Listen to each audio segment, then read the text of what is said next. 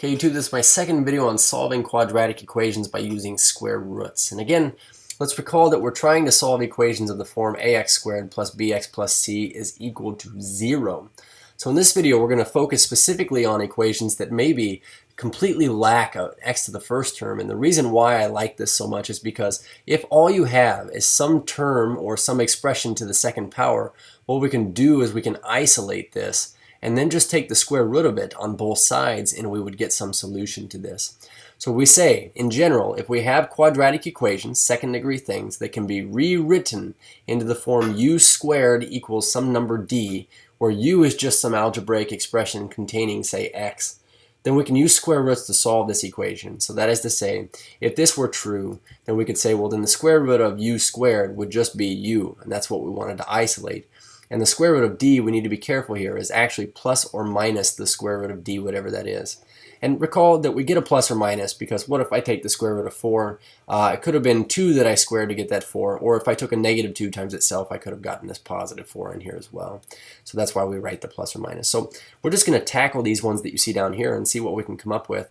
As a matter of fact, we would say that 2x squared plus 14 equals 70. We want to solve this. So up until now I've said let's set this equal to 0, but what I want you to notice in this video is this quadratic equation here only has a squared term on it. There's no x to the first.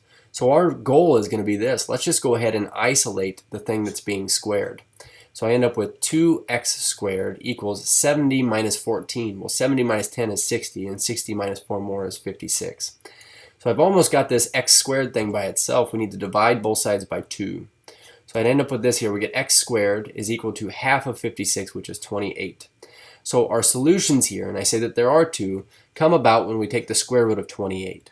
So I get x equals, the important thing here is I get plus or minus the square root of 28. Now, it is appropriate, you can probably remember from geometry, to reduce your radical quantity here. And that being said, we're saying we're looking for perfect square numbers like 1 or 4 or 9 or 16 or 25 or 36 and so on and so forth.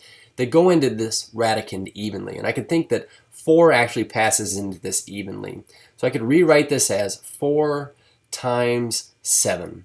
And that being said, using our product property of radicals, we could say this is the same thing as the square root of 4 times the square root of 7, which the square root of 4 is equal to 2. So we really get x equals plus or minus 2 times the square root of 7, and this would be our simplified form. So the two answers we get for this quadratic equation are positive 2 times the square root of 7 and negative 2 times the square root of 7. So let's try this again here with this quadratic equation. Again, we only have something being squared and no x to the first. So we'll start by going ahead and isolating that thing that's being squared, and we'll just use a square root on it. So we get 4x squared is equal to a negative 4. Now I'm going to divide both sides of this by a positive 4, and we would get just an x squared, which was what we wanted to isolate, is equal to negative 1. Now this time, when we take the square root, I get x is equal to plus or minus the square root of negative 1. Now, one thing I want to point out is this. We cannot take the square root of a negative, or at least we get a non-real result. That is, there are no numbers that when you take it times itself, you get a negative 1. You can try it. You say 1 times 1 is 1, and negative 1 times negative 1, you still get a positive 1. So there's nothing to answer this question.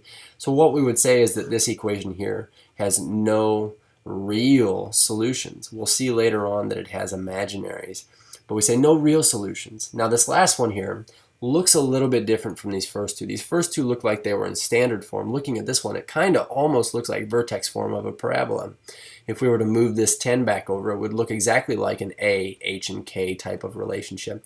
But because all we have here is this expression, now we said u could be some algebraic expression, we're squaring this expression. So what I notice is if we could just get rid of this 3/4 here, then we would have this squared thing by itself, and again we could use the square root on both sides. So let's say I want to get rid of this 3/4 in front. Now currently I'm multiplying by a 3/4. So if I wanted to get rid of this, I would divide both sides by 3/4, which, remember, when we're talking mathematically speaking here, when you divide by a fraction, we just need to multiply both sides by the reciprocal. So in this case, I'll take this side times its reciprocal, which gets this to cancel out perfectly, and you just get x plus 1 squared. Now on the right side, we still have to take this 10 times 4 over 3, which 10 over 1 times 4 over 3, multiplying straight across, we're going to get 40 over 3. So I get x plus 1 squared is equal to 40 thirds. So now we're going to take the square root of both sides. And just like we have a product property of radicals that says, hey, if you take the square root of 4 times the square root of 7, it's the square root of 4 times 7, and vice versa. The square root of 4 times 7 is the square root of 4 times the square root of 7. This means that we can take the square root of both parts of this individually. So the square root of x plus 1 squared is just x plus 1. But as far as we're concerned with this, we have the square root of 40 over the square root of 3. And so the last thing we need to do here is we need to actually subtract this 1 to the other side. So minus 1 minus 1. So I understand that I'm actually throwing a lot of radical math at you. And I don't mean like super awesome is what you're thinking, but a lot of radicals in terms of roots. So a couple things that we do want to mention about this. The square root of 40. We can say that we have a plus or minus here. Plus or minus. The square root of 40 is the same thing as the square root of 4 times 10.